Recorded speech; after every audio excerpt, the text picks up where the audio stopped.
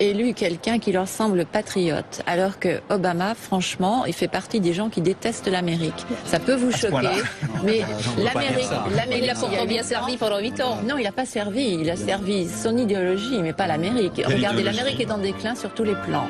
Économique, militaire, diplomatique. Le chômage n'est pas très important aux États-Unis. Il n'est pas très important parce que vous croyez aux statistiques. Il y a une croissance économique. Il y a une croissance à tout casser à 3% dans il les a meilleures redressé le pays sur le plan économique et sur le plan de la politique étrangère.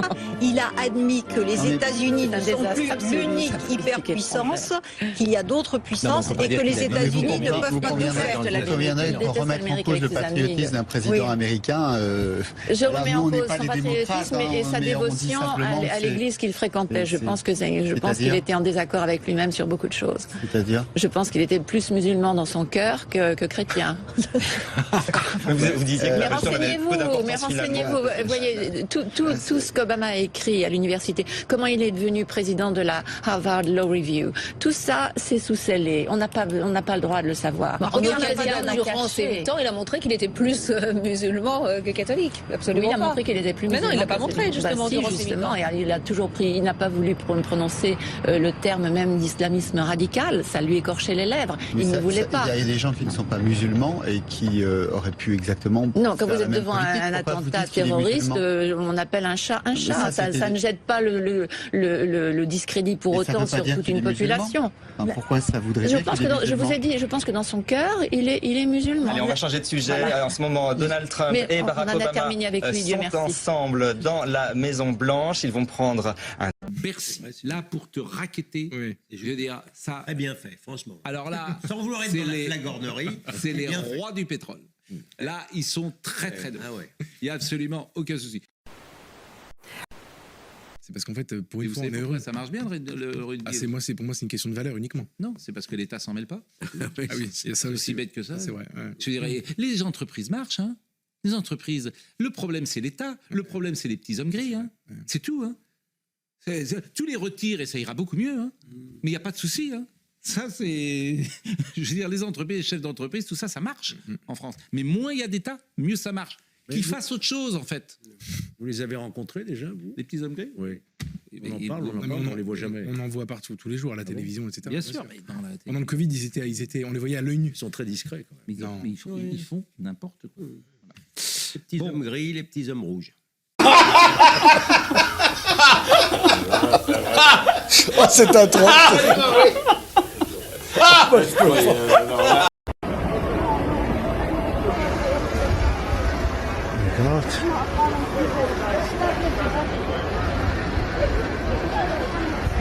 You won't let us across the road to see. I can't get across the road to show you the little over there where that gang is over there, and the little young one is lying down on the ground. You have her over there.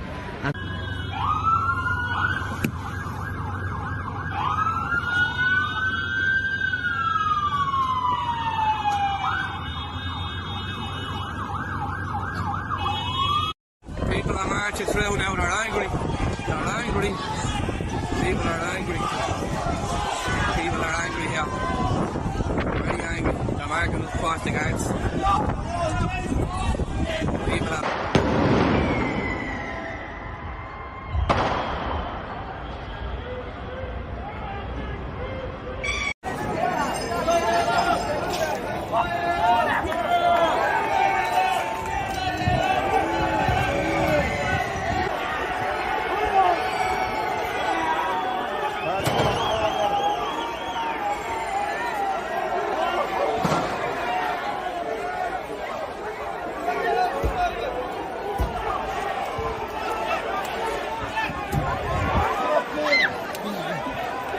All these fellas.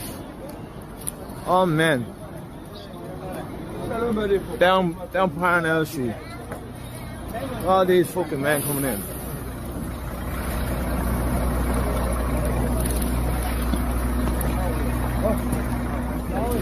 Not one girl, look at them.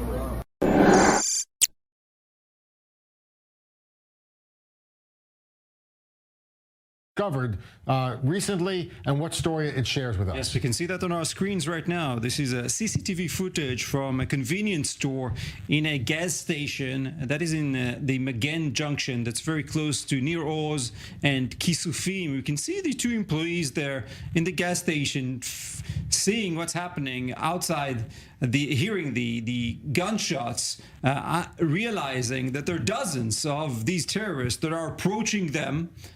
They had to quickly find out, decide what to do, rushed to the back of that store, eventually locked themselves up in a refrigerated room as these terrorists continued to make their way into that gas station, firing into whatever they could. You know, this is, again, an illustration of what Hamas attempted to deny, the indiscriminate shooting towards civilians. This was what they're all about. You can see them taking over that store, shooting at whatever they can. They're searching for the staff. Miraculously, they were not able to find those two Israelis that were hiding in that refrigerator, still shooting at everything that they came around. And then when there was no Jewish blood around, they just simply looted that store. We could see that in front of our eyes right now, grabbing everything they could. And I think it's important to note here, Guy, the two gas station employees who were saved, it was a Jewish employee and an Israeli Arab employee. Not yes, for them, but for them, it did not matter. Didn't matter. For sure, they came to slaughter Israelis, be them Jewish, Bedouins, Druze. All of them were victims of this Hamas onslaught. We even saw Hamas terrorists torturing and murdering a Bedouin man outside of a shelter in footage that was captured by a dash cam of one of the cars.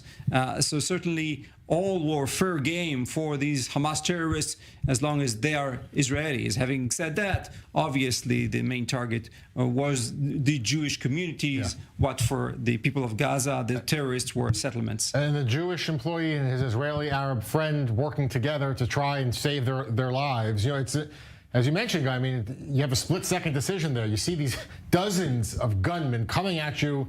You have to make it. Do you run out of the store and try and hide outside? Do you run inside? They got lucky. They chose a freezer room that no one could. Terrifying, and we saw so many cases of other Israelis that were not that fortunate that ran into shelters, first hearing the rocket alarm sirens and thought that that would be a safe place for them.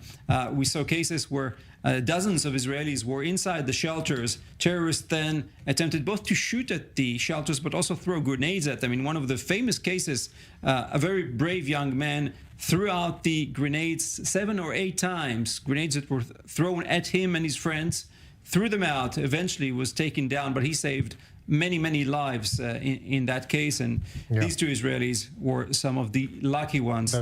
They hid into the freezer and their lives are saved, and they're able to share their story and their store's video today.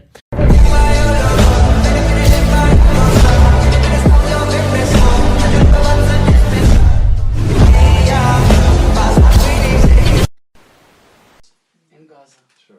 So if you put it, I think it will be. Thank you very much. Thank you very much. Thanks.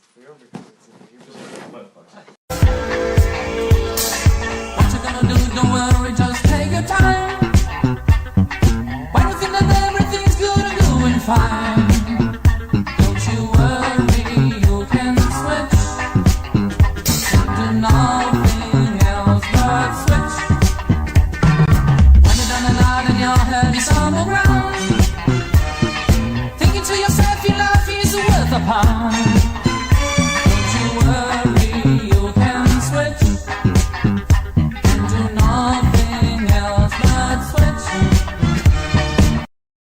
C'est un policier israélien, il s'appelle Igor Pivniv, il habite dans le kibboutz de Yated, qui est dans le sud, dans cette zone qui a été attaquée le 7 octobre dernier. Igor, bonsoir, merci d'accepter de nous raconter ce qui s'est passé pour vous le 7 octobre. Je crois que vous n'étiez pas au départ dans la zone, vous n'étiez pas à votre domicile lorsque les attaques ont eu lieu?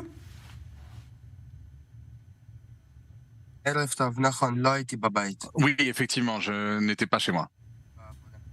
J'étais au travail. Alors comment est-ce que vous avez décidé de rejoindre et comment vous y êtes arrivé justement de rejoindre la zone où vous habitez, donc Yated, où se trouvait votre famille, hein, c'est ça? Ma femme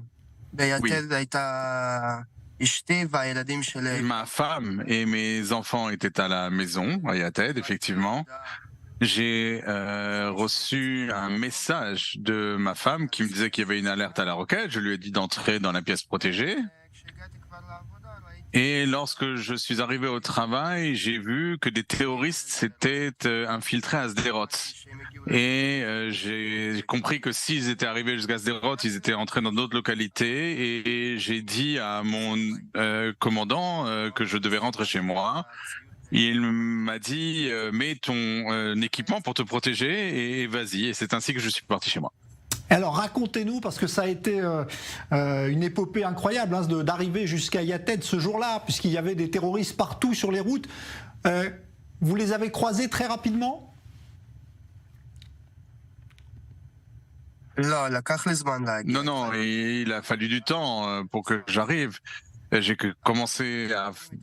J'ai pris la route pour la maison, j'ai dépassé au Fakim sur la route 241 et puis à ce moment-là, j'ai commencé à entendre des tirs tout d'abord, j'ai entendu des explosions et à un moment, j'ai vu un véhicule blanc qui était arrêté sur le côté. J'ai compris qu'il y avait un problème.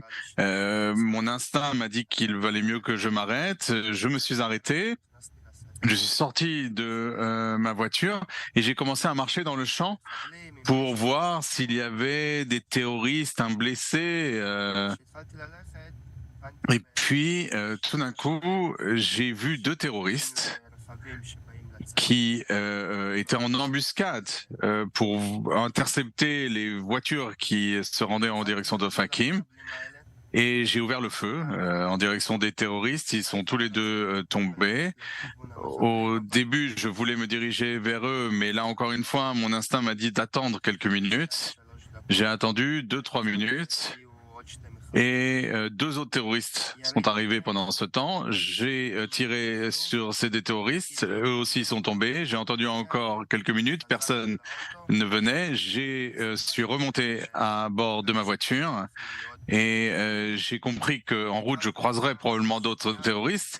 Et donc, très lentement, je m'arrêtais à chaque fois que je voyais quelque chose de suspect, descendre dans les champs et marcher quelques kilomètres pour voir qu'il n'y avait personne. Ensuite, je remontais dans mon véhicule et ainsi de suite. Ensuite, c'est ainsi que je suis arrivé jusqu'au parc d'Eshkol. Et la route commence à monter à partir de ce moment-là. Là, j'ai vu une moto, donc j'ai préféré descendre encore une fois de ma voiture et vérifier s'il y avait des terroristes ou éventuellement des blessés. J'ai marché à travers champs et j'ai vu 2 autres terroristes qui étaient en embuscade et qui attendaient des véhicules. J'ai ouvert le feu et j'ai vu qu'ils ne bougeaient pas. Je suis remonté dans ma voiture et encore une fois, j'ai repris ma route sur cette route 241. Et à un moment, j'ai vu dans les buissons un véhicule blanc. Je me suis encore une fois arrêté et en descendant de voiture entre le champ et les arbres, j'ai vu 4 terroristes qui étaient à bord de ce pick-up blanc et qui eux aussi attendaient qu'il y ait des gens qui viennent pour les attaquer. J'ai vérifié mon chargeur, j'ai vérifié que j'avais suffisamment de cartouches dans mon chargeur et j'ai commencé à ouvrir le feu. Après quelques minutes, ils sont tombés. J'ai attendu encore quelques minutes. J'ai vu que personne n'arrivait. J'ai regardé aussi derrière moi, éventuellement, en m'attendant peut-être que l'armée vienne ou que quelqu'un puisse me venir en aide à arriver jusqu'à chez moi, mais personne n'est venu. Donc je suis remonté en voiture. Je suis arrivé au carrefour de Mahon. C'est là où débute cette route 232. Et j'ai entendu à nouveau des tirs. Je suis de nouveau descendu de voiture. Je me suis mis, il y avait un abri anti-roquettes sur le carrefour. J'ai entendu beaucoup de coups de feu. J'ai attendu dans cet abri plusieurs minutes. Et lorsque les tirs ont cessé, je suis ressorti. Et j'ai vu 2 véhicules de garde frontière qui se dirigeaient vers moi. Et face à moi, de la route d'en face, un terroriste sortait. J'ai commencé à ouvrir le feu. Il est tombé. Et il ne bougeait plus. Et les gardes frontières qui se sont arrêtés à côté de moi m'ont demandé si j'étais blessé, si j'avais besoin d'aide. Et je leur ai dit que non, donc j'ai juste leur ai dit que j'avais besoin de munitions. Et que parce que j'allais continuer, donc ils m'ont donné des munitions et eux ont continué pour aller là où ils devaient aller, puisqu'ils devaient se rendre vers le kibbutz Ein Absor. Et donc je les ai suivis au départ, et quand eux ils se sont arrêtés à Ein Absor, il y a eu une petite bataille à l'entrée du kibbutz Ein Absor. J'y ai participé et j'ai poursuivi ma route vers chez moi. Et sur la route, ma femme m'envoie des messages me disant qu'elle entend des tirs, des cris, et je lui écris que j'étais en route et que tout ira bien, j'arrive. Et je lui demandais de rester calme, parce que pour ne pas faire peur aux enfants, voilà, pour que les enfants ne paniquent pas. Et j'étais déjà assez proche de kibbutz Nir Yitzhak. Encore une fois, dans un champ, j'ai vu 2 terroristes se diriger vers ce kibbutz. Et je me suis arrêté, je suis descendu de voiture et on s'est lancé dans une bataille avec ces 2 terroristes. Et donc ils ont riposté lorsque j'ai ouvert le feu. On a échangé des tirs pendant 5-6 minutes. Ça avait l'air, c'était probablement pas très long, mais moi cela m'a semblé une éternité. Et ensuite, voilà, une fois que j'ai réussi à les abattre et qu'ils ne bougeaient plus, j'ai repris ma voiture et je suis allé en direction de chez moi. Je suis arrivé à ce moment-là à Yated, je suis rentré chez moi, j'ai embrassé ma femme et mes 3 filles. Et j'ai dit à ma femme que j'allais défendre le village et me joindre au groupe d'intervention du village. Et voilà, et jusqu'au dimanche, j'étais avec ce groupe d'intervention et nous avons protégé notre village. Bon, c'est fou ce que vous nous racontez, Igor, parce qu'on a l'impression que vous êtes rentré chez vous, vous avez embrassé votre femme comme si vous étiez rentré du commissariat après une journée normale, sauf que vous veniez quand même d'éliminer, quoi, une quinzaine de terroristes en chemin, seul. 13. Bon, c'est pas loin. C'est pas loin, mais en tout cas, c'est tout à fait admirable ce que vous avez fait. Quand vous y repensez aujourd'hui, vous rendez compte de ce que vous avez fait, vous dites, vous avez fait preuve, vous avez un sang-froid incroyable, mais c'est quelque chose qui vous étonne d'avoir réussi comme ça à éliminer autant de terroristes tout seul, avec une arme de poing?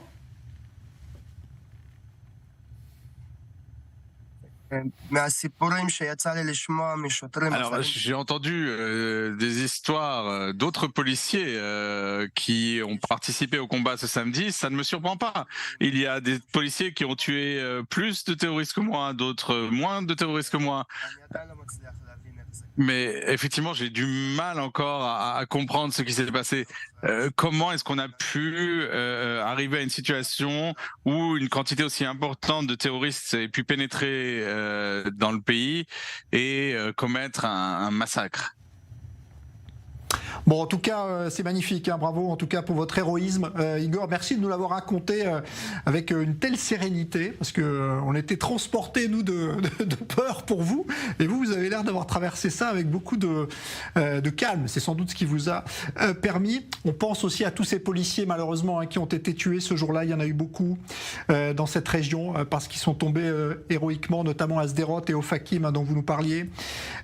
Merci beaucoup, hein, Igor Pivniv. Bonne continuation à vous. On espère évidemment que vous n'aurez plus jamais à faire un tel chemin pour rentrer chez vous au milieu d'autant de terroristes. Merci pour votre témoignage. Le discours d'Erdogan en 2017 qui dit clairement, qui appelle la diaspora européenne, faites des enfants, faites pas 3 enfants, mais 5, 6, je crois que c'est le chiffre qu'il donne.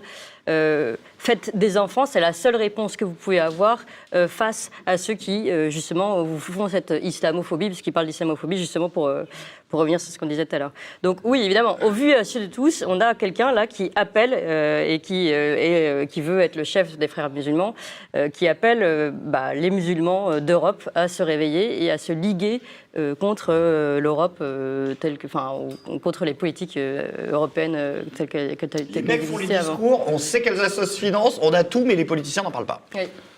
Ces appels à la démographie sont des appels, c'est des réflexions littéralement de losers, de certains dirigeants arabes. Ils ont fait quoi?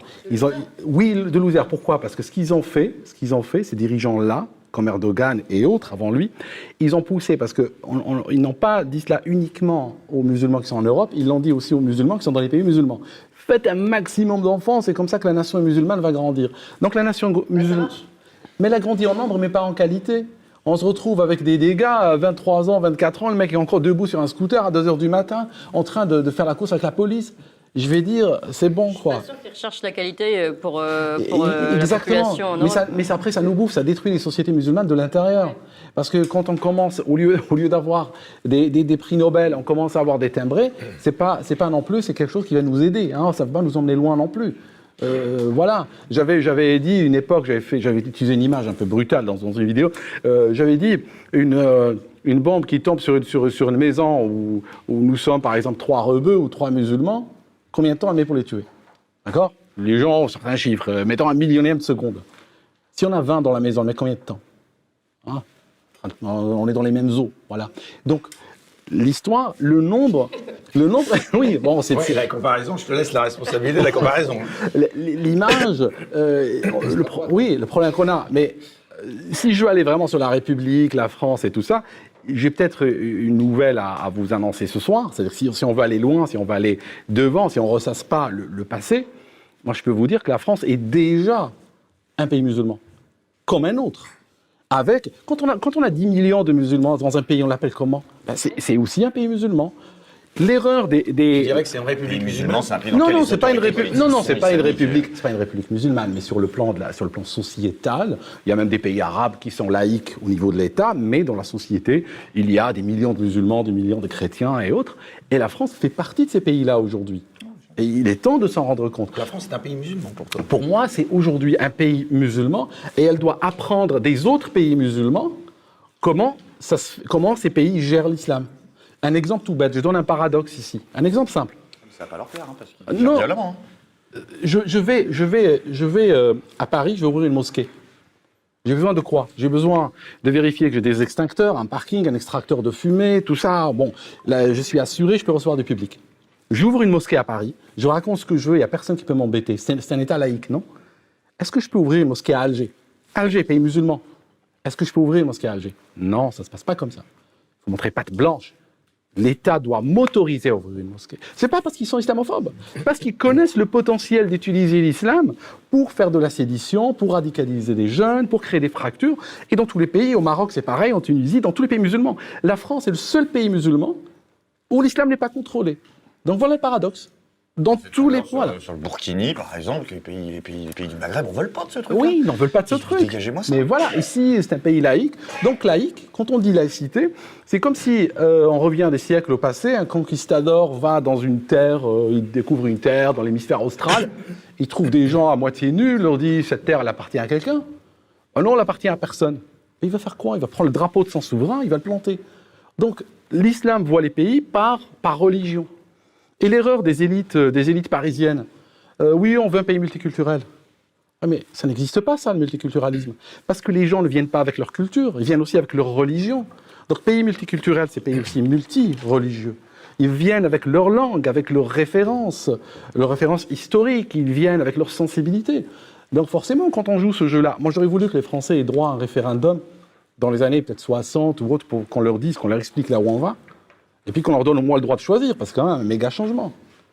Ils n'ont pas été consultés. C'est dans les années 60 que ça s'est barré, voilà. puisque c'est dans les années 60 que les frères musulmans arrivent en France. Et voilà. Et donc là, ça s'est mis en place. Donc là, tu valides le terme de grand remplacement décrit avec Zemmour. Non, je valide pas le terme de grand remplacement. J'ai été proche de ce terme une époque, mais je dirais pas remplacement. Je dirais qu'il y a un effacement. Non, mais juste, tu posais la question, pourquoi on associe la gauche à ça? Tout simplement, c'est la stratégie Terra Nova, que tout le monde connaît ici maintenant. Mais c'est le constat de la gauche de dire, en fait, on a perdu le peuple. Donc à partir du moment où on a perdu le peuple, on va récupérer les minorités. C'est la seule façon de gagner les élections. C'est ce qu'a très bien compris Jean-Luc Mélenchon. Donc on va aller viser les wokistes, les LGBTistes et tout co, parce que maintenant ça devient compliqué. Et puis on va aller viser les votes musulmans et autres votes minoritaires entre guillemets, qui vont bientôt devenir majoritaires. Juste, j'en profite pour répondre sur la question de la minorité. Je suis pas d'accord. Aujourd'hui, ils sont pas encore, les musulmans sont pas encore majoritaires. Et les révolutions se font toujours par des minorités. Donc la révolution est déjà en place, parce que je rappelle la loi de 2004, on avait déjà des problèmes sur le voile. On a perdu 20 ans là quand même, sur Abaya et loi sur le voile. Donc voilà, en 20 ans les choses ont avancé. Ouais. Juste un mot à Laurent, j'aimerais te demander, est-ce qu'il y a des sujets encore vraiment tabous au cinéma? Est-ce que tu pourrais aborder dans un film entièrement ce sujet-là? Est-ce qu'il y a des sujets pas tabous au cinéma? C'est plus ça. Avec subvention. Non, c'est-à-dire qu'il suffit de prendre un sujet, là on voit qu'il y a un film qui va bientôt sortir qui s'appelle Monsieur le maire, donc c'est l'histoire d'un maire de village, d'un petit village perdu à la montagne, et évidemment ce village se dépeuple et il fait appel à la diversité pour faire revivre ce village. C'est magnifique, j'en ai des frissons. Hein, mais, donc voilà, on voit bien qu'il y a encore une fois un prosélytisme totalement absurde, parce que dans les faits, dans la réalité, ça ne fonctionne pas, quoi, ça ne marche pas comme ça. Donc c'est encore une fois nous faire accepter en disant, voilà, il faut qu'à tout prix, les étrangers viennent en France pour redonner du souffle, de la vie à la campagne française. Mais c'est encore une grosse farce, quoi. Voilà, c'est des films de propagande. Father, Father, Father, help us and some guidance from above. 'Cause right now people have me questioning